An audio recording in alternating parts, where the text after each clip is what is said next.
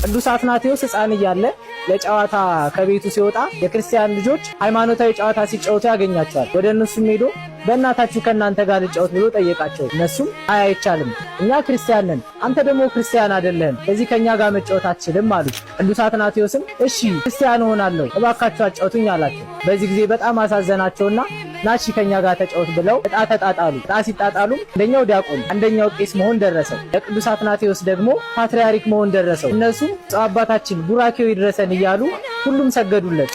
በጣም የሚገርመው በዛ ጊዜ ፓትርያርክ የነበረው ቅዱስ አባ እለእስክንድሮስ ይህንን ጨዋታ ሲጫወቱ ቆሞ ይመለከታቸው ነበርና እዛ ለነበሩ ሰዎች ከኔ በኋላ ፓትርያርክ የሚሆነው ይሄ ልጅ ነው ብሎ ትንቢት ተናገረ። ክርስቲያኖች ልጆች ያላችሁ እስኪ አንድ ልጆቻችሁን የምታጫውቱበት ሃይማኖታዊ ጨዋታ ካለ ንገሩ። ሕፃናት ሲያድጉ የሚሆኑት በልጅነታቸው የተቀረጸባቸውን ነውና በልጅነታቸው የሚጫወቱትንና የሚማሩትን ልናስብበት ይገባል። እለእስክንድሮስም አትናቴዎስን ወስዶ አሳደገው፣ ቁናም ሾመው። ቅዱስ አትናቴዎስ ጸሐፊ ሆኖ 318ቱ ሊቃውንት አርዮስን ሲያወግዙ አብሮ የነበረ ቤተክርስቲያንን ፓትርያርክ ሆኖ ያገለገለ 5 ጊዜ በላይ የተሰደደና ብዙ መከራ የተቀበለ አባታችን ነው። ዛሬ በዓሉ ነው። ስለ ቅዱስ አትናቴዎስ የበለጠ ለማወቅ ዲያቆን ያረጋል አበጋዝ የተጻፈችውን ይህችን መጽሐፍ አንብቧት። ቆየን።